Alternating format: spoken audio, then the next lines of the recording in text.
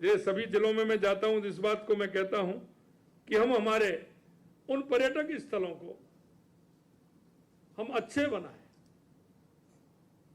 वो आकर्षण के केंद्र बने, और जब वो आकर्षण के केंद्र बनेंगे तो निश्चित रूप से पर्यटक उसमें रुकेगा, और पर्यटक रुकेगा तो हमारा उस पर्यटक के रुकने से हमें लाभ होगा। सांस्कृतिक संग्रहालयों का विकास, विभिन्न धार्मिक स्थलों को जोड़ते हुए हमें सर्किट विकसित करना चाहिए कि जिस क्षेत्र में जाना चाहता है निश्चित रूप से, अगर एक दिन का समय है तो कहां देखना चाहते हो, 2 दिन का है, 3 दिन का है, और उनको लगे कि ज्यादा से ज्यादा राजस्थान में, क्योंकि मैं हमेशा कहता हूं, और अभी मैं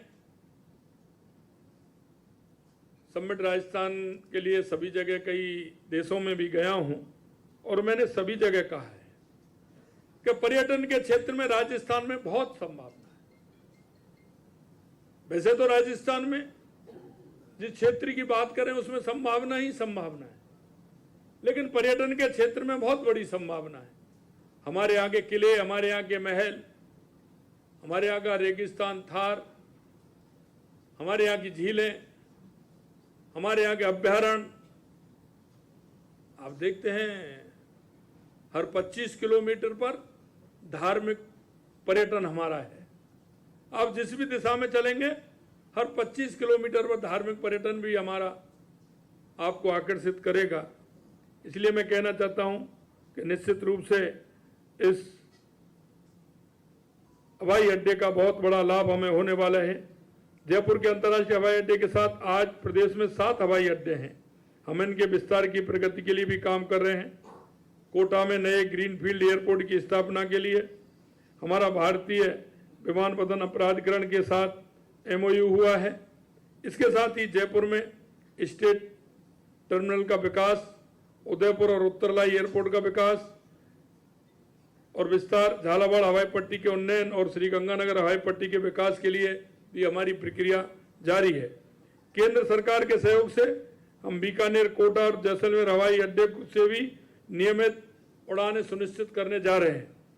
ये विश्व स्तरीय बुनियादी ढांचा लंबे समय तक राजस्थान के युवाओं के लिए रोजगार के अवसर पैदा करेगा। राजस्थान जिस तरह से सड़क मार्ग, रेल मार्ग से जुड़ा हुआ है, हमारा ये प्रयास है कि उसी तरह से हवाई मार्ग से भी हमारा राजस्थान ज्यादा से ज्यादा जुड़े, ये हमारा प्रयास रहेगा। यशस्वी प्रधानमंत्री श्री नरेंद्र मोदी जी के नेतृत्व में पिछले 10 वर्षों में भारत के अंदर आपने देखा होगा कि सिविल एविएशन के क्षेत्र में नए कीर्तिमान स्थापित किए हैं। 10 साल पहले की स्थिति आप देख लीजिए और 10 साल के बाद देखिए कितना बड़ा अंतर पूरे देश में आया है। केंद्र सरकार के प्रयासों से आज भारत तीसरा सबसे बड़ा घरेलू विमानन बाजार है और दुनिया के सबसे तेजी से बढ़ते बाजारों में से एक भारत है। केंद्र सरकार के पिछले 1 दशक के प्रयास से अब हवाई जहाज का सफर मध्यम वर्ग के लिए भी आम बात हो गई है। और ये आम बात कब से हुई है? जब से माननीय देश के यशस्वी प्रधानमंत्री नरेंद्र मोदी जी ने 2016 से उड़ान योजना प्रारंभ की है और उड़े देश का आम नागरिक, ये उनकी थीम थी कि आम नागरिक के लिए भी हवाई सुविधा मिले और सुगम हो, ये योजना बढ़ी है। करीब 1.5 करोड़ घरेलू यात्री इसका फायदा उठा रहे हैं। राजस्थान विमान क्षेत्र को और अधिक सशक्त बनाने के लिए हमें पायलटों की कमी दूर करनी होगी। इसके लिए आपने देखा होगा हमने किशनगढ़ में फ्लाइंग ट्रेनिंग स्कूल खोलने का काम किया है। हमीरगढ़, भीलवाड़ा में प्रक्रिया चल रही है और अभी मैं हरियाणा के चुनाव के अंदर भिवानी गया था, तो वहाँ जो फ्लाइंग स्कूल चलाते हैं उनके अधिकारी मेरे से मिलने आए कि साहब भिवानी में हम चलाते हैं, अगर आप हमें झुंझुनू को हवाई पट्टी को अगर आप हमें दे देते हैं तो हम भिवानी से उड़ाएंगे, झुंझुनू उतारेंगे, झुंझुनू से उड़ाएंगे तो भिवानी उतारेंगे। उनका हमारा सर्किट बन जाएगा, हमारे स्टूडेंट को सीखने में आसानी रहेगी और उसका एक मार्ग बन जाएगा कि उसको यहाँ से जाकर के वहाँ उतरना है। तो मैंने कहा निश्चित रूप से आइए, झुंझुनू की हमारी हवाई पट्टी को देखिए, हमें उसमें क्या करना है ये हम करेंगे और आप अपना आराम से फ्लाइंग स्कूल उसमें खोलिए। राइजिंग राजस्थान समिट की अंतर्राष्ट्रीय मीट के दौरान मैंने संबंधित देशों के प्रतिनिधियों से आग्रह किया है कि वे अपने एयरलाइंस की जयपुर से डायरेक्ट फ्लाइट की व्यवस्था करें। अगर सीधी व्यवस्था करेंगे तो निश्चित रूप से बहुत अच्छा काम होगा।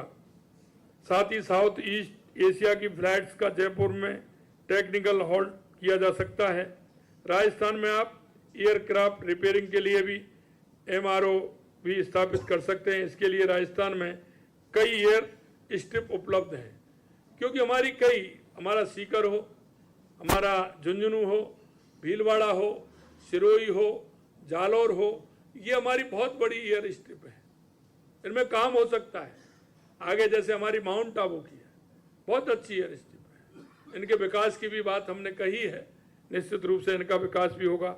हमने एविएशन के फूल पर लगने वाले टैक्स को भी कम किया है। एक तरफ जहां 26% टैक्स था, उसे हमने हमारे बजट में मात्र 2% किया है। और उस 2% से हमें कितना लाभ हुआ है कि एक दिन में जा रहा था तो यहाँ 2 कार्गो खड़े थे।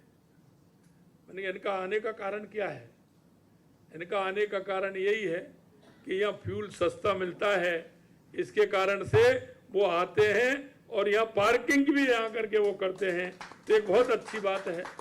और इसीलिए हमारे जो ट्रेनिंग स्कूल हैं वो भी इसीलिए आए हैं कि उसका चार्ज यहाँ कम है। तो आने वाले समय में हमारा हमीरगढ़ में भी आ रहा है, सीकर में भी आ रहा है, और अब झुंझुनू की मैंने जैसा आपको बताया, अगर ये आते हैं तो निश्चित रूप से जो पायलटों की कमी है राजस्थान उसको भी पूरी तरह से पूरा करेगा और हमारे युवाओं का एक अच्छा भविष्य भी उसमें निर्धारित करेगा। मैं कहना चाहता हूं कि विमानों की संख्या दिल्ली से यहाँ ज्यादा बढ़ गई है। हेली टूरिज्म को भी बढ़ावा देने के लिए प्रदेश के सभी सीमावर्ती जिलों में हेलीपैड विकसित करने का काम भी हम कर रहे हैं। हमने कहा है कि हर जिले में हम हेलीपोर्ट बनाएंगे, और हेलीपोर्ट बनाने का उद्देश्य हमारा कि वहाँ हमारी पर्यटन की स्थिति अगर हमारी धीरे धीरे बढ़ती है तो उसका लाभ भी हमें मिलता है। क्योंकि कई पर्यटक ऐसे आते हैं कि वो देखना चाहते हैं लेकिन उनको समय की कमी होती है, वो रोड से काफ़ी समय में पहुंच पाएंगे, इसलिए उनको हवाई सेवा की आवश्यकता होगी और हमारा हर जिले में हेलीपोर्ट होगा तो उससे हमें लाभ होगा। तो इसके लिए भी हमारी सरकार काम कर रही है। समस्त 7 जिला मुख्यालयों के अन्य प्रमुख स्थानों पर चिकित्सा सुविधा, इमरजेंसी पर्यटन की दृष्टि से एयर ट्रेवल को सुगम करने के लिए हेलीपैड्स का निर्माण हम करेंगे। हम सब मिलकर राजस्थान के विकास की एक नई यात्रा शुरू कर रहे हैं। हमारी सरकार निवेश और विकास की जो पहल कर रही है वे विकसित राजस्थान की राह में मील का पत्थर साबित होगा और हम जल्द ही विकसित देश और प्रदेश के वासी होंगे, ऐसे प्रदेश के वासी होंगे जो देश में नंबर 1 का प्रदेश हमारा होगा। जयपुर एयरपोर्ट का यह टर्मिनल हमारे लिए अंतर्राष्ट्रीय निवेश को आकर्षित करने में मददगार बनेगा। आज के इस शुभ अवसर पर मैं आप सभी को बहुत बहुत धन्यवाद देता हूं कि इस प्रोजेक्ट को सफलतापूर्वक पूरा करने में आपका योगदान देने वाले सभी लोगों को मैं धन्यवाद देता हूं। आप सभी को बहुत बहुत धन्यवाद, बहुत बहुत धन्यवाद। जय हिंद, जय भारत, जय राजस्थान।